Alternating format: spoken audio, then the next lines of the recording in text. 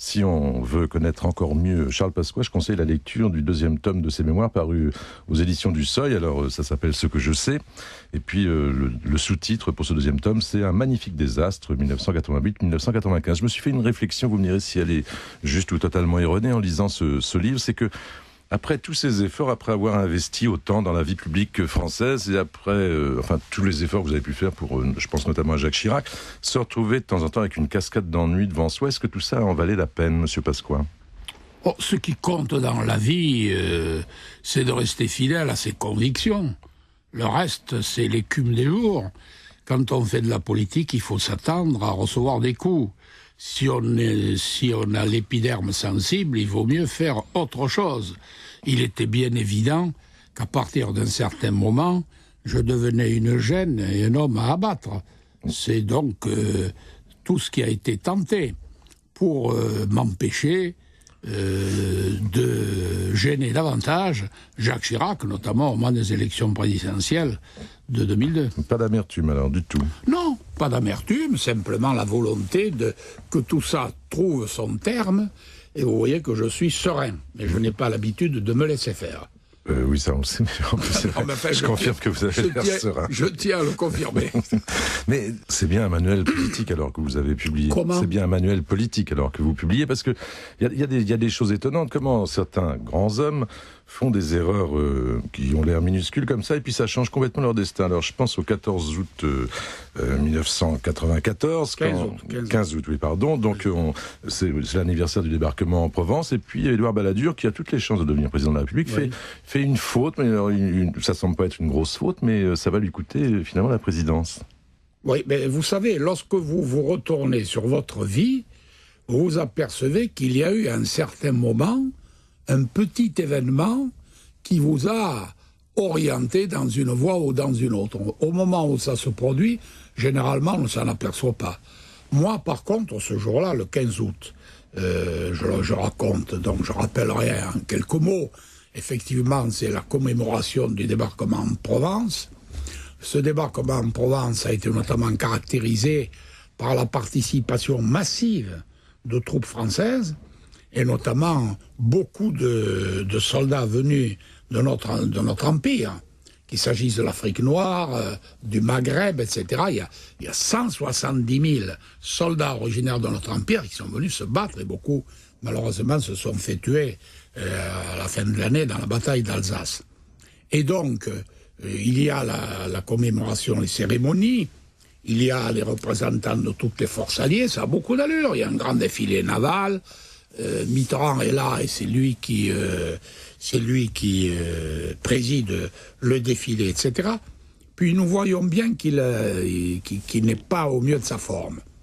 Et d'ailleurs, comme il y a les événements de Bosnie, du Kosovo, etc., Balladur dit, comme les ministres principaux sont là, on pourrait réunir le Conseil de sécurité intérieure.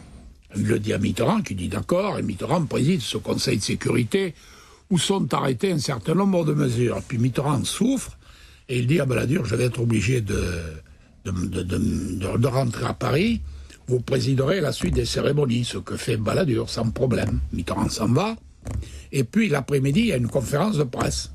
Et c'est au cours de cette conférence de presse que Édouard Balladur, auquel on pose des questions, dit « J'ai réuni le Conseil de sécurité intérieure », il ne parle absolument pas du président de la République, et nous avons décidé que... C'est comme si Mitterrand était mort. Hein. Crime de lèse-majesté. Ah oui. Et à la minute même où il a dit ça, je me suis dit, ça, c'est une faute, on va le payer. Et effectivement, ça n'a pas traîné, puisque 8 jours plus tard, c'était l'anniversaire de la libération de Paris, et là, Mitterrand a fait un affront à Balladur, puisqu'il a dit à Chirac, vous m'aviez promis de me montrer le livre d'or. Alors Chirac tombait de la lune, étant donné qu'il n'en avait pas. Bon, et puis Mitterrand dit, alors nous allons le voir. Alors, ils sont partis tous les deux à l'intérieur de l'hôtel de ville, et pendant ce temps, tout le monde est resté dehors pendant 20 minutes. Qu'est-ce qui a manqué à Jacques Chirac? Selon vous, vous avez été très proche, je crois que vous êtes nettement moins proche, mais qu'est-ce qui a manqué à cet homme? Il avait énormément de qualités. D'abord, il avait ce qui est indispensable pour réussir en politique, il avait du charisme. Et puis il aimait les gens, et ça se sentait. et vous ne pouvez pas réussir si vous n'avez pas ça en vous. Pour le reste, il n'avait pas... il était courageux, il avait un courage physique, ça c'est aussi indiscutable, mais il n'avait pas de conviction bien établie. Je veux dire par là que nous en avons fait le porte-parole du gaullisme, et alors il avait une qualité extraordinaire qui était celle de tenir aux gens le discours qu'ils souhaitaient entendre. Donc ça marchait très bien, il n'y a pas de problème. Ça a marché donc un certain temps. Donc j'en reviens à ce manuel politique. Beaucoup de gens font l'erreur de chercher à gagner les élections au centre. Ça c'est votre théorie. Qui n'a pas fait l'erreur, c'est Nicolas Sarkozy. Vous êtes en bon terme avec Nicolas Sarkozy? Oui, bien sûr. Mais ce qui est amusant, c'est que pendant toute cette période, c'est-à-dire pendant... ne parlons pas des élections présidentielles de 81. Là, Chirac a fait un très bon score. On ne pourrait pas faire plus. De toute façon, il a fait 18%. Il a rarement fait beaucoup plus, d'ailleurs. Mais ensuite, aux élections de 88, là, il était évident. D'abord, ça avait été un des meilleurs gouvernements que la France ait eu. Ça avait très bien marché. On sortait avec un bon bilan. Mais enfin, c'est pas sur un bilan qu'on est élu. Ça, tout le monde le sait. Mais il s'est laissé entraîner dans une espèce de dérive centriste. Et moi, j'ai passé mon temps à lui dire, la bataille ne se gagne pas au centre. La bataille se gagnera à droite. Bon. Et Balladur disait le contraire.